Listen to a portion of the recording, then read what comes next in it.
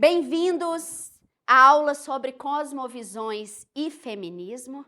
Agora que a gente já memorizou as cosmovisões existentes, as suas características, como que elas afetam a nossa forma de produzir conhecimento, afetam as teorias, dentre elas as teorias políticas no âmbito da ciência política em qualquer outra área, e também vimos como que as cosmovisões podem, quando estão baseadas em crenças equivocadas, também produzir ideologias políticas. Nós vamos aplicar um pouquinho esse conhecimento a algo que está presente hoje na vida de todo mundo, que é o feminismo, o movimento feminista, a teoria feminista, enfim, né? Tudo associado ao papel, à identidade da mulher em todas as esferas. Então, nessa aula, a gente vai entender qual é a visão bíblica de mulher.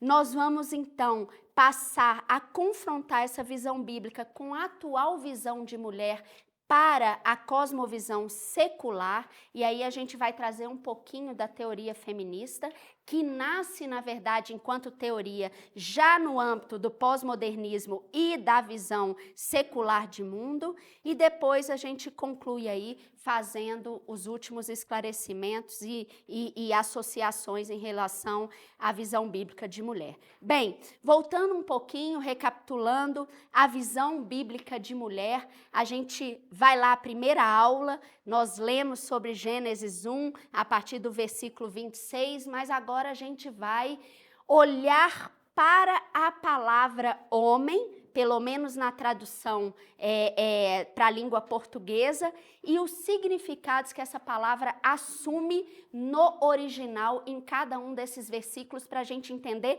quem é essa mulher. Então, quando a gente lê em Gênesis 1, 26, né? Façamos o homem a nossa imagem e semelhança, e em seguida, né? Nós temos ali que Deus criou o homem e a mulher. No original, são 3 palavras diferentes que são usadas, certo? Então, a primeira palavra, façamos o homem, Adam, que é o nome Adão, ela tem a conotação de ser humano, de raça humana, ou seja, é a espécie que Deus criou, Adão. Quando então Deus se refere a homem e mulher enquanto criaturas humanas, enquanto Adams, criados, ele vai usar para homem a palavra zakar e mulher nekbaf. Aqui começa então a diferenciar. Embora nós sejamos iguais enquanto criatura, enquanto criação de Deus, nós também somos diferentes. Certo? A igualdade do homem e da mulher, ela está associada aos atributos de Deus. Homem e mulher, eles ambos são imagem e semelhança de Deus. Ambos receberam, os versículos 27 e 28 até o versículo 30, a mesma missão, o mesmo mandato de Deus, a mesma autoridade, as mesmas responsabilidades. Ambos são proprietários de todas as coisas. Ambos apresentam os mesmos direitos e os mesmos deveres perante Deus. Nós somos todos seres humanos, nós temos essa igualdade. Mas, ao mesmo tempo, enquanto seres humanos de sexo distinto, homem e mulher, nós também temos o que nos complementa. Nós também temos características que vão nos complementar. E é interessante que quando Deus, lá em Gênesis 2, ele faz de Adão, ok? E do homem ali, a mulher, certo? A partir de um pedaço da sua costela, a palavra no original usada para homem e mulher também é diferente. Para homem é ish, e para a mulher é Ixixá. E o significado é de complementação, ou seja, homem e mulher, embora sejam da mesma espécie, embora sejam imbuídos da mesma autoridade, dos mesmos atributos de Deus, tenham o mesmo propósito para a terra, que na terra, homem e mulher também são complementares. São os mistérios de Deus. Deus é maravilhoso, né? Então, há algo igual e mesmo assim distinto. E a distinção não tira de nós a igualdade, ela faz de nós complementar um ao outro. Rapidamente, para a gente lembrar, no mandato social, no mandato político, homem e mulher têm ali as suas funções em cada um deles, mas o mesmo mandato. Então, a mulher, ela gera o filho em seu ventre, mas para gerar o filho, o homem precisa participar ativamente e isso nenhuma evolução científica vai tirar, não tem como, sempre vai ter homem e mulher e elementos de homem e mulher para gerar vida, isso não tem como, certo? A gente pode evoluir no que for, o homem pode inventar o que for, sempre vai ter um elemento do homem, o espermatozoide, na mulher ou qualquer outro elemento de um e de outro, certo? Da mesma forma, subjugar e dominar a terra depende de ambos. Mas o pecado, ele vai romper com o que Deus originalmente planejou e ele vai trazer algumas distorções para a mulher e para o homem, e a gente vai focar aqui a partir de agora na mulher. Então ele distorce a imagem da mulher. É a primeira consequência do pecado. A gente tem ali imediatamente a vergonha entre eles. Então eu passo a ver a mulher de forma diferente. Eu passo a interpretar a mulher como um ser diferente, com valor diferente, com dignidade diferente. Além disso, eu tenho uma distorção no papel social da mulher. A mulher, ela passa a ter dores, a mulher, ela passa a ter, na verdade, a deixar de ter um protagonismo como o homem tinha, e o homem passa a ser esse responsável por administrar, por trabalhar, por adorar na terra, porque a gente viu que a palavra trabalhar também é a palavra adorar dentro do Velho Testamento.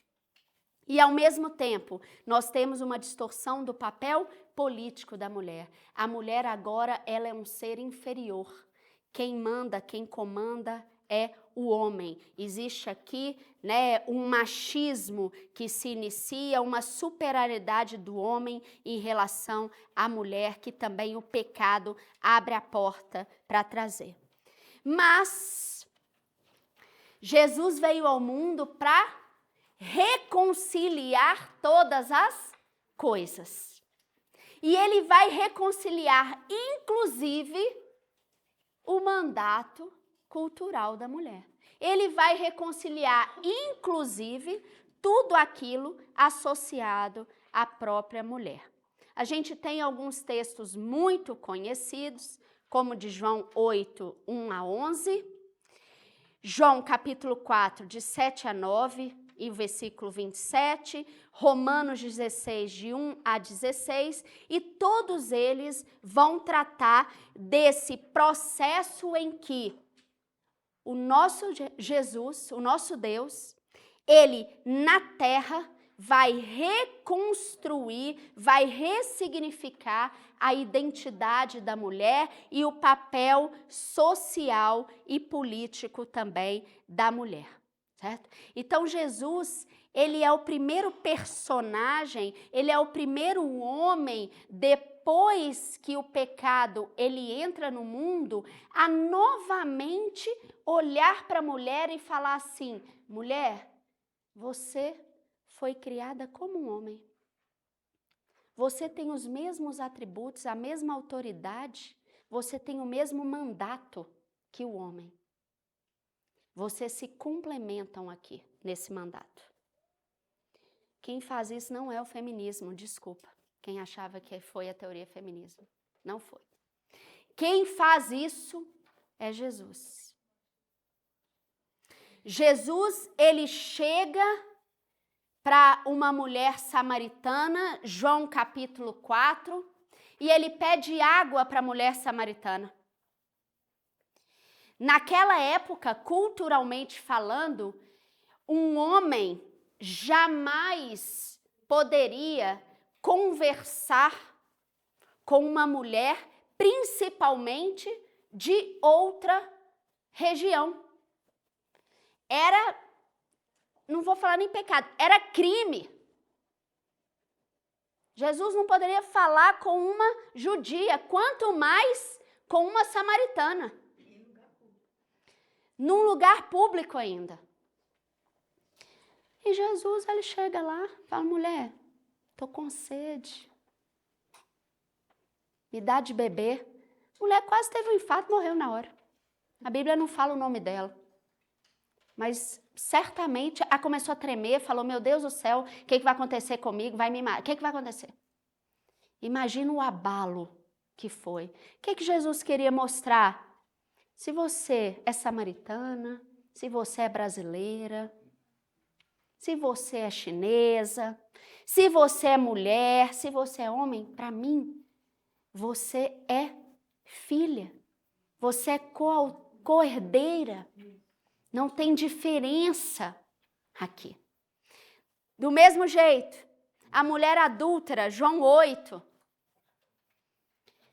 vinham lá os super espirituais, os conhecedores da palavra, trazendo a mulher adúltera, Jesus, pegamos essa mulher agora adulterando. O que o Senhor fala sobre isso? A tradição era morte por apedrejamento pública. Colocam a mulher lá, todo mundo pega suas pedras e Jesus está lá, escrevendo no chão. E os super espirituais, Jesus, vamos apedrejar agora, vamos cumprir a lei. E Jesus está lá. Aí de repente Jesus fala assim, não, o primeiro aí de vocês, ou qualquer um de vocês que não tiver nenhum pecado, seja o primeiro a tirar a pedra nela. Jesus nem olha. Só vê o silêncio, o pessoal saindo de fininho. Ninguém ali era santo. Jesus estava ensinando sobre santidade? Também. Mas não era isso. O que Jesus estava falando? Gente, a lei, ela tem que ser igual para todos. Não tem diferença entre homem e mulher, não. Pecado é pecado, cometido por homem ou por mulher. O valor é o mesmo, a dignidade é a mesma, o papel é o mesmo. Romanos 16, Paulo, ele está parabenizando todos aqueles que serviam a igreja em Roma. E tem várias mulheres citadas por Paulo, inclusive o versículo 1, ele parabeniza Feba. Cara, que heresia.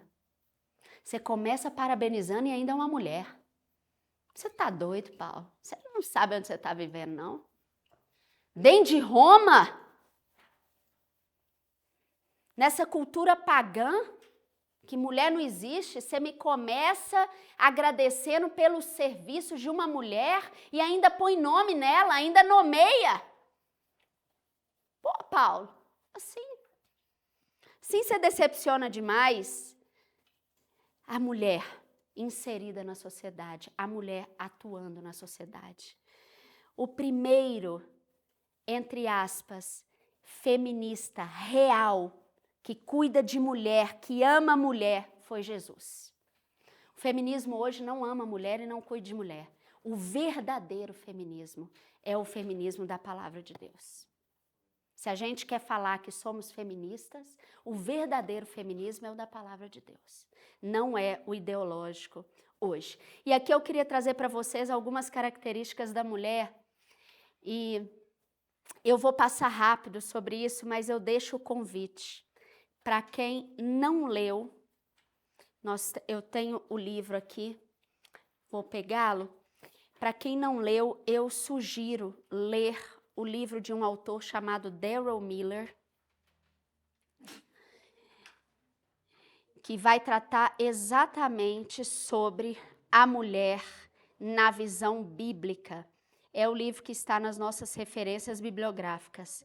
O nome é Mulher, a mão que balança o berço, rege o mundo. Eu vou tratar muito brevemente, é extremamente profundo, move e mexe com a gente mulher de uma forma muito impactante, porque nós não temos ou nós não aprendemos a profundidade do que é ser mulher enquanto imagem e semelhança de Deus, certo? E nós veremos aqui com essas 3 características que o fato da mulher ela ter todos os atributos de Deus significa que nós atuamos também como o próprio Deus ele atuaria, certo? Então, a mulher ela tem 3 características que são só dela. Ela é o ser humano, não é o homem, que é compassivo. Ela é o ser humano que tem a função de nutrir e ela é o ser humano que tem a função de proteger. Isso é da mulher. É o Ishesh. São as diferenças, as complementações que lá em Gênesis 1 nós temos pela diferenciação dos termos. Tem características que só a mulher tem e outras que só o homem tem, mas são todas elas atributos do próprio Deus. Então a gente vai falar do amor do ventre, que é o amor que revela a compaixão de Deus. Nós vamos falar dos seios que nutrem, que é o que revela a suficiência de Deus. E vamos falar dos braços da mãe, que revelam a proteção de Deus. Preparem-se para serem surpreendidos. Começamos então com a compaixão de Deus que se materializa, que se reflete no ventre materno.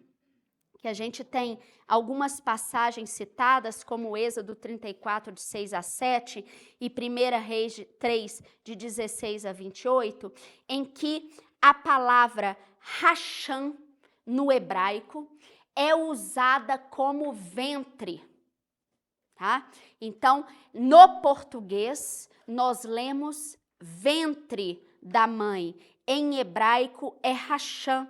E Racham significa amar profundamente, ter misericórdia, ser compassivo, dar mansa afeição e ter compaixão. Em 1 Reis 3, é aquela passagem famosa em que o rei Salomão, ele é abordado por 2 mães, e uma delas vai dizer que o filho vivo é o filho dela, e a outra vai falar, não, mas é meu esse filho.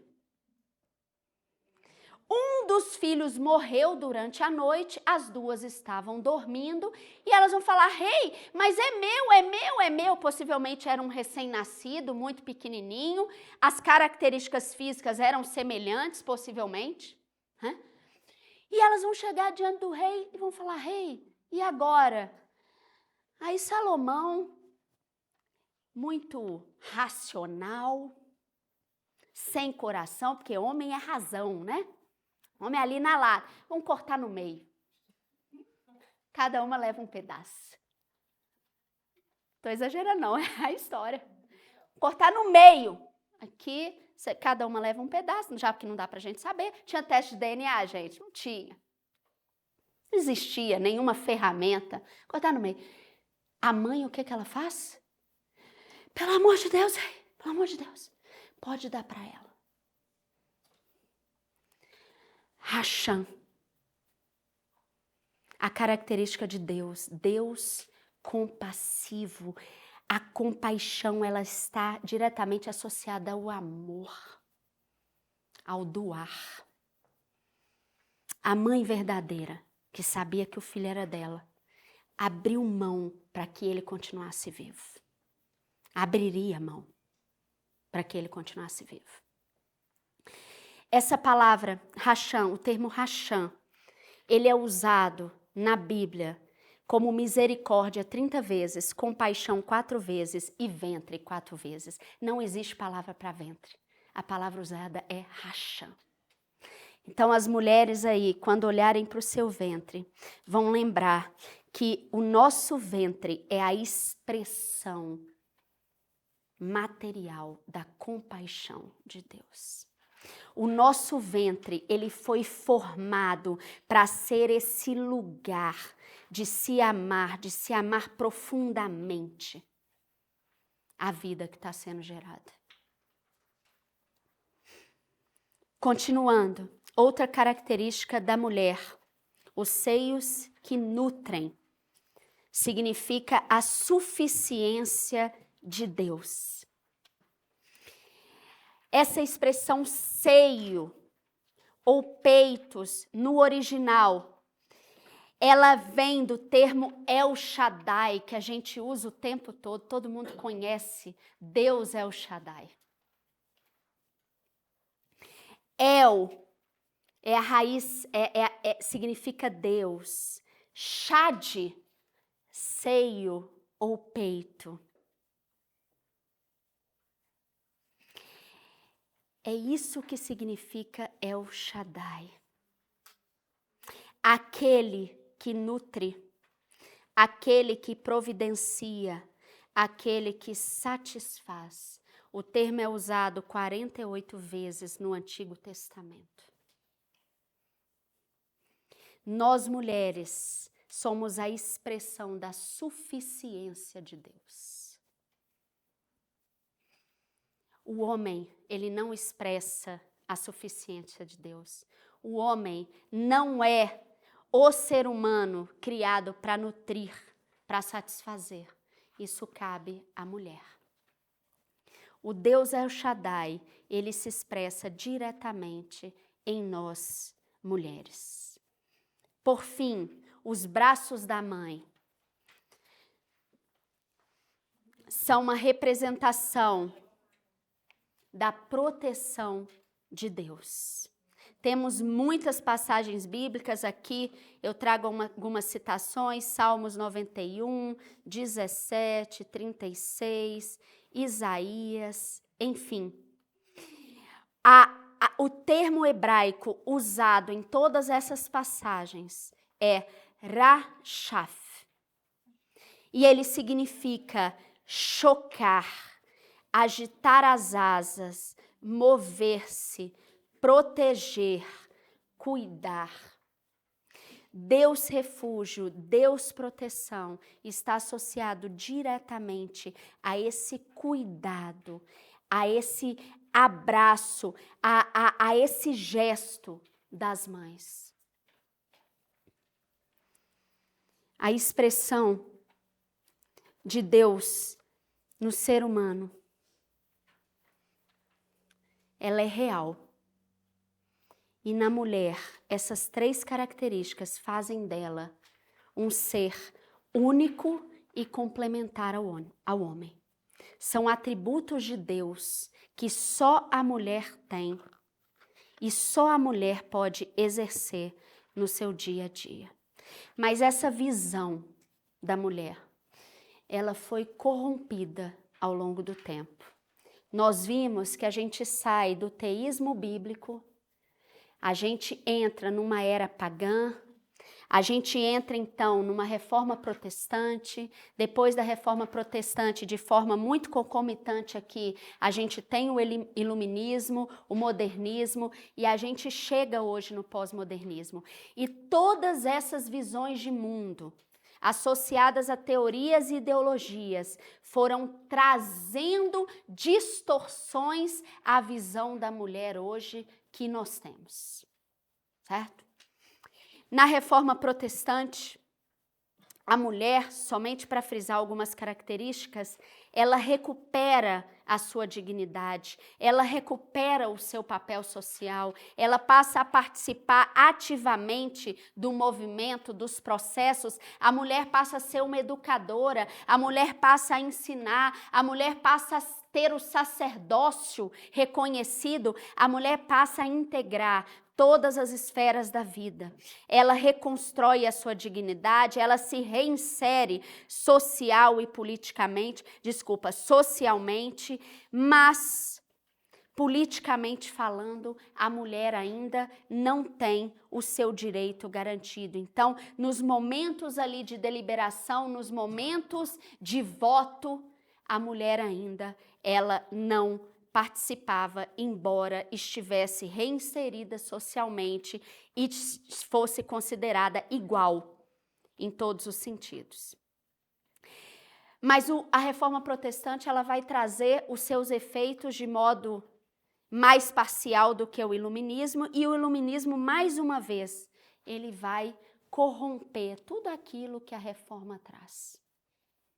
E ao longo da expansão do liberalismo, da expansão do capitalismo, numa visão secular de mundo, num contexto moderno, já de Estado moderno, de desenvolvimento socioeconômico, a mulher, mais uma vez, vai se tornando um ser humano ali, um indivíduo periférico na sociedade, na política, na família. O homem está acima, a mulher só obedece, a mulher não tem vontades, a mulher não tem voz, a mulher não decide, e todo aquele processo anterior a Cristo, ele retorna nesse novo contexto aqui de século XVI, XVII, XVIII, XIX. E é justamente neste contexto, marcado por alguns princípios bem interessantes aqui, como o existencialismo, o racionalismo, o liberalismo, como eu disse, o pragmatismo, que vão surgir os primeiros movimentos feministas, certo? Então a gente precisa entender que o feminismo, ele surge num contexto em que aqueles princípios e aquela visão de mulher já não existia mais. A gente está falando de um contexto em que a mulher, ela estava inserida numa sociedade que não a reconhecia como tal, certo? E a visão que está por trás é justamente essa visão mesmo de não reconhecimento. Essa visão secular, pós-moderna, que diferencia e que atribui um peso muito grande à desigualdade, inclusive para explicar os problemas sociais. Os movimentos feministas, eles vão surgir a partir do século XIX, e no início eles estão todos associados àquilo que a Reforma Protestante pecou em fazer, que foi justamente garantir a reinserção política da mulher. Então, o que a gente tem aqui? Um foco muito grande na primeira onda do feminismo, a gente tem feminismos em ondas, na recuperação do direito político, do direito ao voto das mulheres. Então, a primeira onda do feminismo, do final do século XIX às primeiras décadas do século XX, vai ser pautada pela luta pelo direito de voto. No Brasil, isso acontece com o Código Eleitoral de 1932 e a Constituição de 1934. Então, os movimentos feministas, na sua primeira onda, conseguem, de fato, garantir que a mulher seja reinserida politicamente. Ela passa a ter como homem o direito de votar e de ser candidata e de ser votada também, certo? Nós temos aí um recrudescimento desse movimento, o movimento desaparece por um tempo, certo? Conseguimos o voto, a geração é outra, né, gente? As gerações vão passando aqui e o movimento feminista, ele some da cena política até ali a década de 60, início da década de 70, num outro contexto. Lembrem que quando a gente estava falando de teoria política, né, nós marcamos o século XX em alguns momentos muito simbólicos. Então, o início do século XX, eu tenho ali um questionamento muito forte ao modernismo, às ideias modernas de razão, e eu tenho realmente uma superação pelo pós-modernismo, pela subjetividade daquele movimento que estava acontecendo. E é nesse momento em que o pós-modernismo ganha cada vez mais voz ali na década de 40, 50, 60, que nós trazemos de volta e que o movimento feminista ressurge. E agora com uma nova pauta, a pauta da família. O que não surpreende, certo? Por quê? Não surpreende porque a gente tem um contexto em que as estruturas sociais, com um avanço cada vez mais da visão secular, o avanço não, a consolidação já dada da visão secular, o avanço do socialismo, e o socialismo não em estruturas, mas em ideias, dentro de um contexto pós-modernista, vai pregar.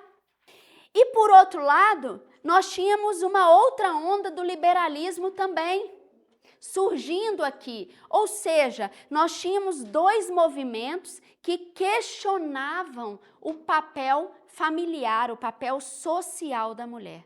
E nós chegamos, então, na década de 70, como a década declarada pela ONU, como a década da mulher, de 1976 a 1985.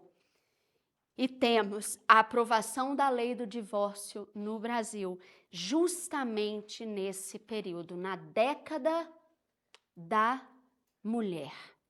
Após a aprovação da lei do divórcio, nós temos então um outro marco, que é 1981, que é a Convenção sobre a Eliminação de Todas as Formas de Discriminação contra a Mulher. Essa convenção passa a vigorar a partir de 1981. E aqui, já num contexto de discussão de discriminação totalmente amplo, inclusive no âmbito familiar também. Lembrem qual a visão de mundo que está por trás. Se fosse a cosmovisão bíblica, ainda assim a gente discutiria eliminação de forma de discriminação, mas a solução para isso seria diferente. Essa é a diferença de visão. Às vezes não é o tema. Violência contra a mulher, que está dentro aqui, certo? Todos nós vamos discutir, mas a solução para o problema chamado violência contra a mulher depende da visão que nós temos. Necessariamente. Então aqui nós estamos numa visão secular. Ah, Viviane, não existia cristão naquela época? Existia. Mas os cristãos daquela época não tinham ainda esse conhecimento. Eles estavam totalmente diante de um cenário que só existia aquela visão de mundo. 1993, seguindo, os direitos da mulher se tornam direitos humanos. A mulher, segundo essa visão, não era humana até 1993. Perfeito? Para eu considerar direito da mulher direito humano não se aplicava à mulher, certo? Para vocês entenderem por onde passava a visão naquele momento. Além disso, é 93 também que começa a captura da agenda feminista de forma bem agressiva por movimentos que, embora se intitulem feministas, são antifeministas. Não tem como eu pregar que para eu ser reconhecida como mulher, eu preciso agir assim como o homem age e dizer que eu defendo a mulher. Se para eu ser reconhecida como mulher, eu preciso ser como homem, Isso é completamente contraditório, certo? Se, para eu ser reconhecida como alguém digna, eu tenho que raspar a cabeça, ou eu tenho que deixar os cabelos do corpo crescerem, ou eu não preciso tomar banho, Isso não é defender a mulher, certo? Então, o movimento feminista, por mais que pregue a defesa da mulher, na sua onda atual, a mais recente, está tirando da mulher as características que só a mulher tem. Vou trazer aqui uma reflexão para a gente, crítica, como pensadores que nós somos. Mulher e homem são complementares e têm vocações específicas. Deus deu para cada um de nós uma vocação. Pelas características de Deus que refletem em homem e mulher, e nós vimos as características da mulher, isso vai levar a mulher a estar mais presente em algumas profissões e em outras não. Isso é natural. Isso é biológico, é da natureza humana, por quem nós somos. Obviamente, a mulher vai estar mais em sala de aula educando do que o homem, porque a gente tem essa característica de cuidado, de proteção. Nós vimos, é um atributo de Deus em nós. Por outro lado, o homem tem muito mais força física. Então, todas as profissões que precisam de força física, o homem estará mais presente. E aí, a gente precisa começar a debater cotas. Por quê? Como que a gente vai calcular quantos % de mulher vão ter vocação para determinada área? Nós vamos fazer um censo? O que você gosta de fazer? Qual que é seu talento? Não existe isso. Isso é inviável.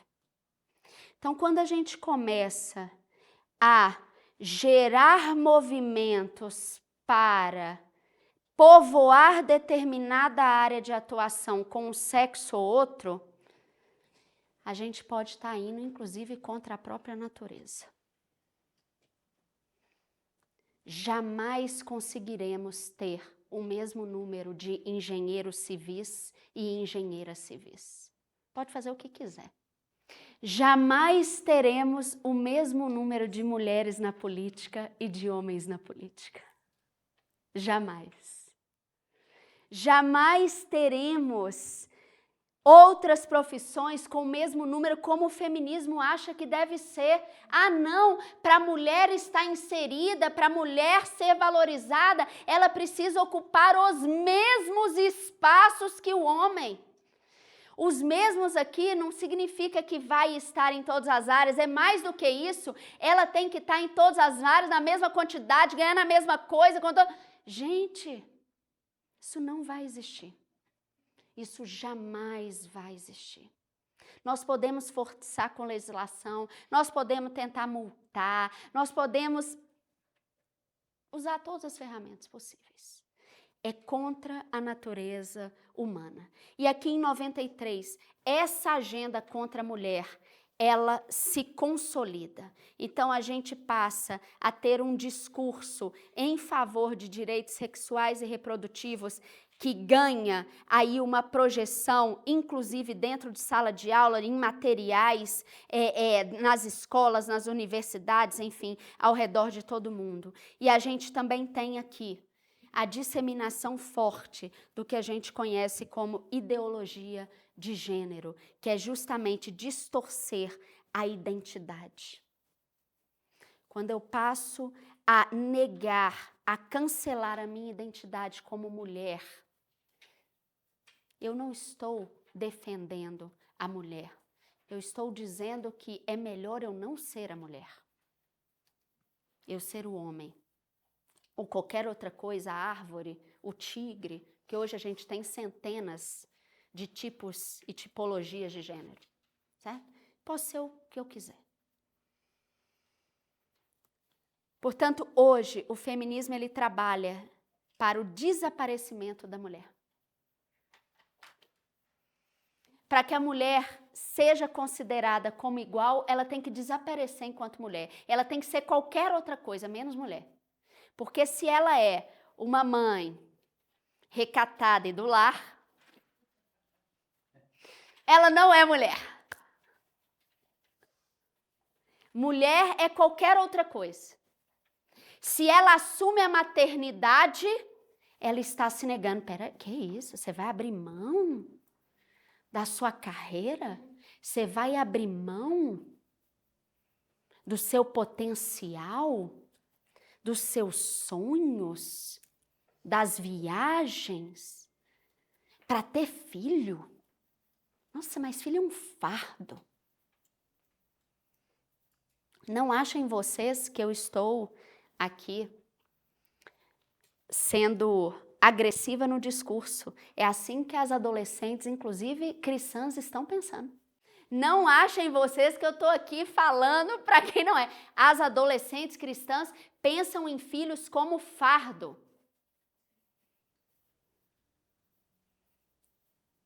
Os seios que nutrem, o ventre de amor.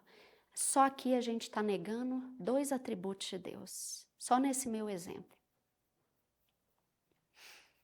Eu, a imagem e semelhança de Deus? O feminismo hoje, ele está implantando em nós, mulheres, e em nós, homens, distorções de papel. Distorções de identidade. Com esse discurso bonito, atraente, de que nós queremos é a igualdade, nós queremos é a dignidade da mulher assegurada, nós estamos corrompendo e invertendo. Muito interessante que a gente tem alguns estudos que vão mostrar que o momento ali da década de 70, que começa a década da mulher, e a gente tem o marco legal da lei do divórcio, é também um momento que começa um processo cada vez mais avançado de famílias monoparentais, o que é óbvio, né? O divórcio agora aqui está instituído, mas mais do que isso, de homens e mulheres que já não veem mais no casamento essa forma perfeita de união, e mais do que isso, de homens e mulheres que até querem casar, mas querem casar para que um faça o outro feliz, sem qualquer outro compromisso. Famílias cada vez mais quebradas, famílias cada vez mais disfuncionais, porque um movimento,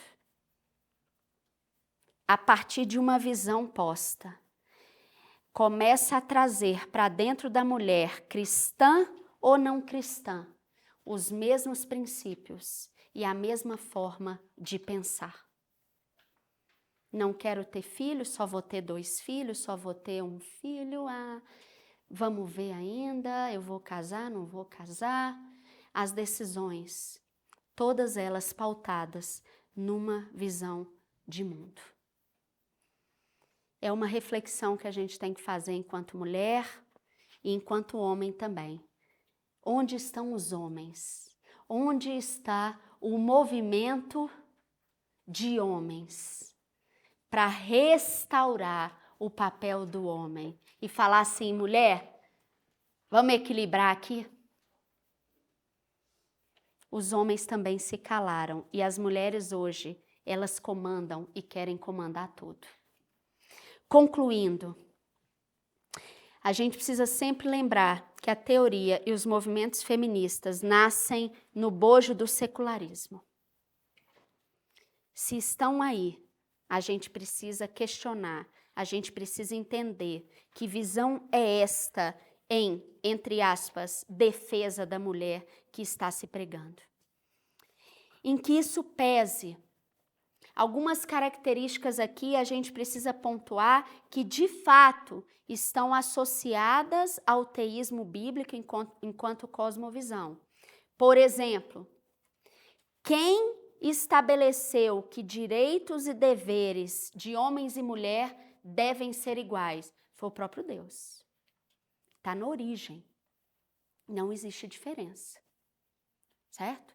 Então, o acessar a educação, o acessar a saúde, o acessar benefícios, não pode ter diferenciação entre homens e mulher. Da mesma forma, os deveres. O dever de respeitar as regras, o dever de qualquer outra coisa, também cabe igualmente a homens e mulheres. Da mesma forma, o respeito mútuo, a não discriminação, a igualdade de oportunidades, tudo isso tem origem bíblica. Então, de fato, eu preciso ter uma escola que receba homens e mulheres sem qualquer discriminação. Eu preciso ter um cenário político, uma esfera política que garanta o direito de se candidatar igualmente para homens e mulheres. A oportunidade, ela precisa ser igual. Esses direitos e deveres, como nós falamos, precisa ser igual. Aqui eu trago exemplo, combate à violência contra a mulher. Óbvio. Não existe superioridade em termos de valor, em termos de dignidade, de homem e mulher. São complementares, no mesmo nível aqui. Ambos feitos à imagem e semelhança de Deus, complementares. Mas existe sim uma autoridade do homem na esfera familiar. Isso é bíblico. Existe sim essa autoridade do homem na esfera familiar. E nas outras esferas, Viviane? Aí depende da hierarquia.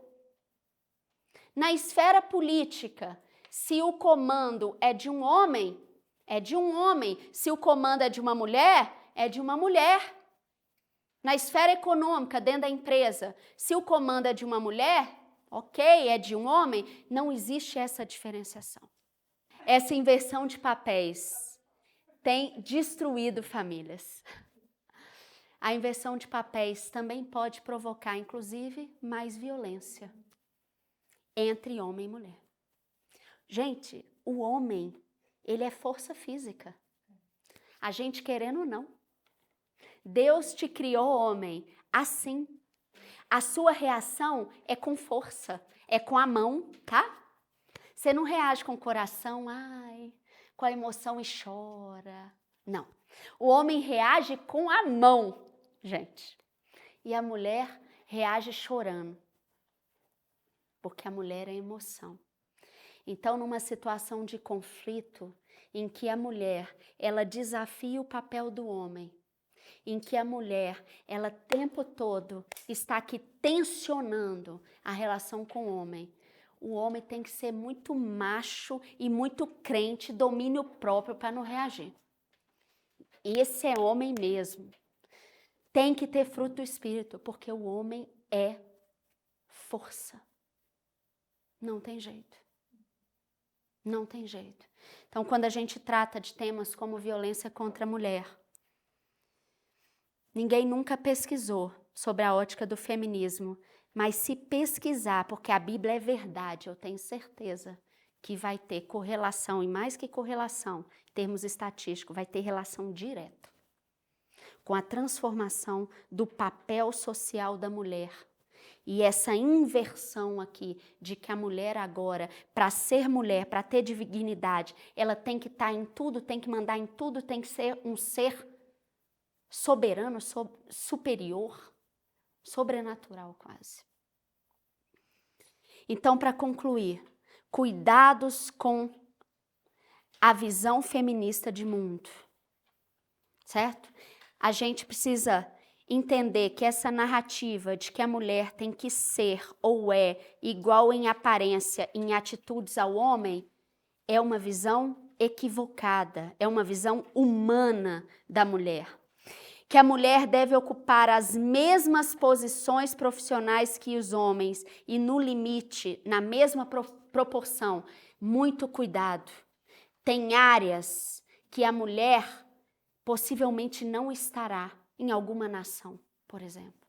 Em outra pode estar, mas em alguma nação pode não estar. Ah, é desigual? Não. Ah, é injusto? Não. A gente aprendeu o que significam esses termos. A pregação de que a mulher é independente e não precisa do homem. Isso também é mentira. Assim como o homem independente não precisa da mulher. Nós somos complementares.